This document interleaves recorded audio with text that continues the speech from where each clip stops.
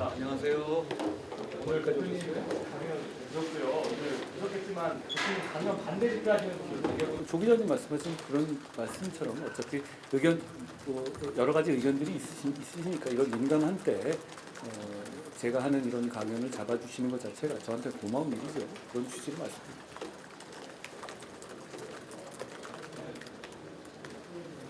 네, 저 채널A 남영주 기자인데요. 안녕하세요. 안녕하세요. 이전에 그 박근혜 전 대통령이 그 집권당의 대표가 좀 소신이 지나쳐서 사사건건 뭐 대립각을 세우는 건 바람직하지 않다. 이렇게 우회적으로 좀 그 전 대표님에 대한 입장을 드러낸 적이 있는데 이거에 대해서 좀 어떻게 생각하시는지 예방 계획도 있으신지 함께 여쭤볼게요. 직접 말씀하신 건 아니고 중간에 누가 이제 따서 전달한 거니까 그 취지가 정확한지 잘 모르겠습니다. 그런데 박 전 대통령님은 경험이 많으시고 경륜 있으시고 대단히 지혜로운 분이셔요. 제가 총선 때도 뵀을 때도 기억이 나는데요. 당시에 의료 문제에 대해서 어떻게든 바로잡아야 한다. 대통령께 꼭 전해라라고 말씀을 구체적인 말씀까지 하실 정도로 사안에 대한 해안이 있으신 분입니다. 대통령님께서 여러 가지 생각을 하시고 말씀을 하시거나 주신 내용들은 당연히 제가 귀하게 잘 경청해야 될 문제라고 생각합니다.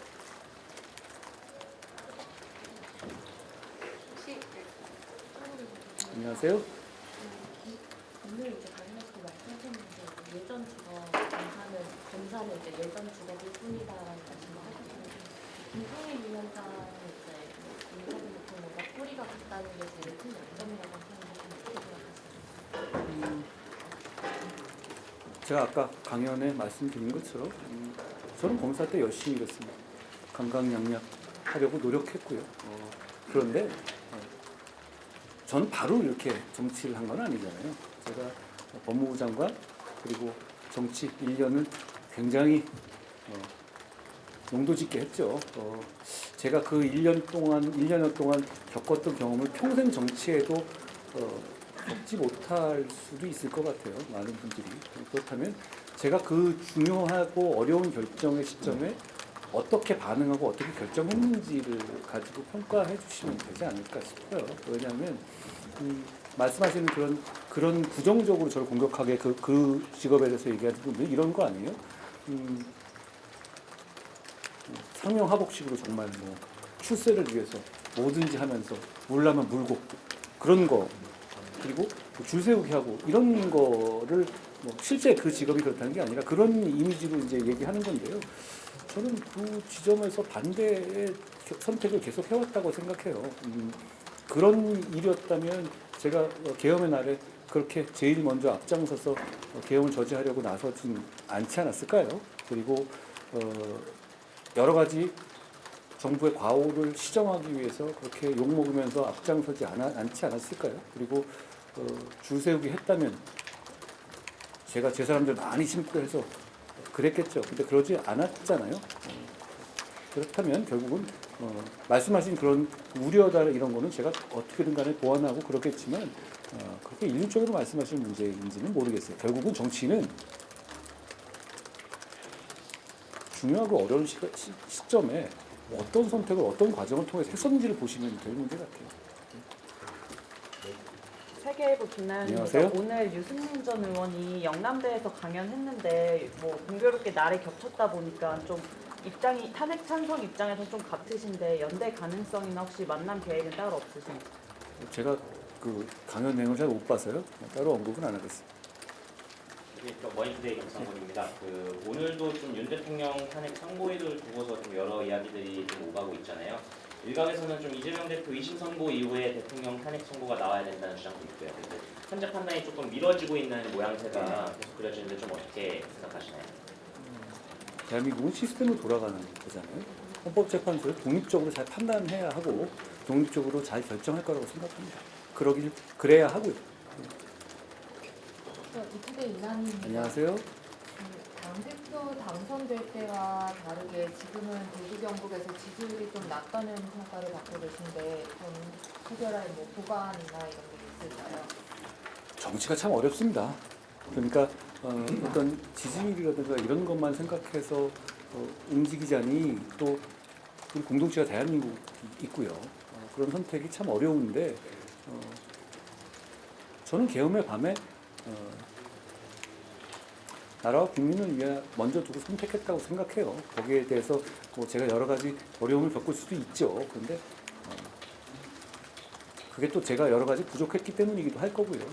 제가 잘 감당하고 경청하겠습니다.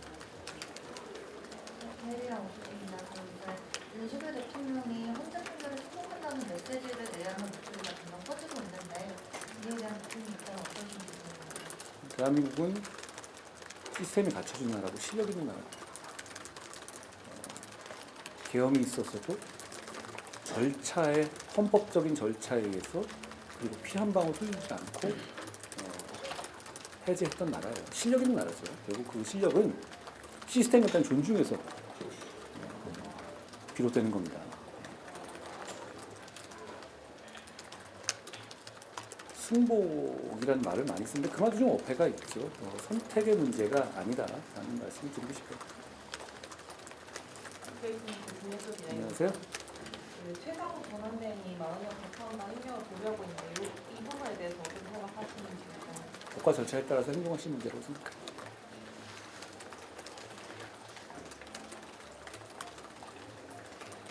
비슷한 수도 있는데 민주당에서는 40여 개명 당장 내일까지 해라 그리고 좀 추상때 강화하고 있거든요. 이런 거는 좀 어떻게 부당하다고 보이는 거 어떻게 평가하시나요?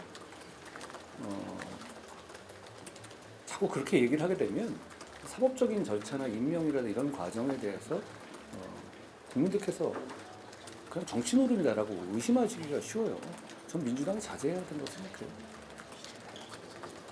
그리고 이재명 대표가 헌재 선고가 납득할 만한 이유 없이 이루어지고 있다고 빨리 하라고.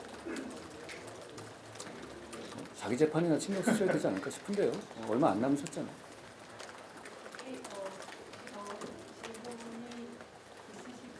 마지막 하나 그 승복에 대해서는 이제 승복을 이제 성태의 문제가 아니라고 이제 말씀을 하셨는데 그럼 윤석열 대통령이 직접 승복하겠다는 그런 메시지를 좀 내야 된다고 보시는지.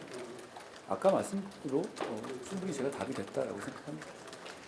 마지막으로 오늘 일정에 대한 소감 한 말씀만.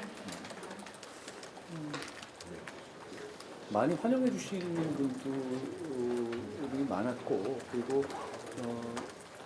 또 지역의 위기감 그리고 청년의 위기감 이건 정말 지역과 청년의 문제는 우리가 처해 있는 큰 문제 중에 하나라고 생각해요. 그리고 여러 가지 정치적인 이런 다툼이 있지만 진짜 문제들을 우리가 잊지 않아야 된다라고 저는 생각합니다. 진짜 문제들을 잊지 않고 진짜 문제들을 해결하기 위한 좋은 정치를 하고 싶습니다. 대구에 와서 그 생각을 더 강하게 하게 되네요. 맞습니다. 고맙습니다. 여기 여기요? 그래서 여기? 여기서 그래서- 여기 계시는 게 나을 것 같아서.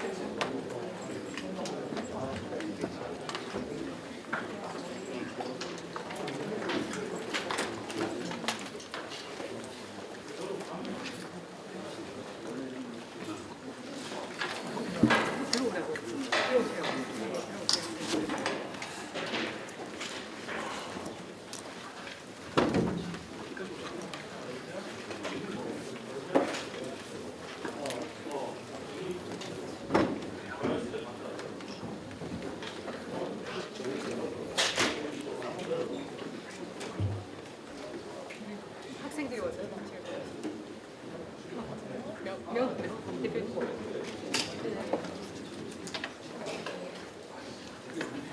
네, 학생들 들어오고 와주세요. 네, 학생 사진 찍고 싶다 그래서.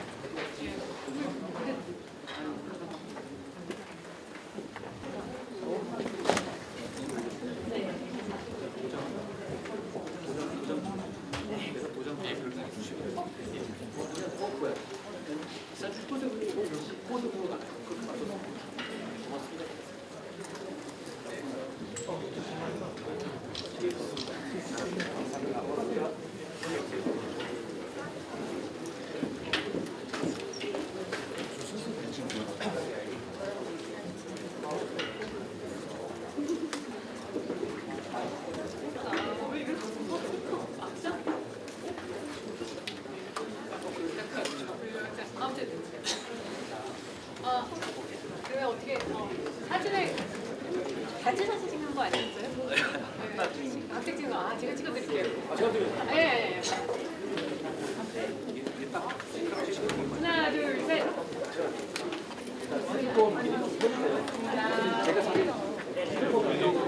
사람들이 많아서. 하면 바로 올라가세요?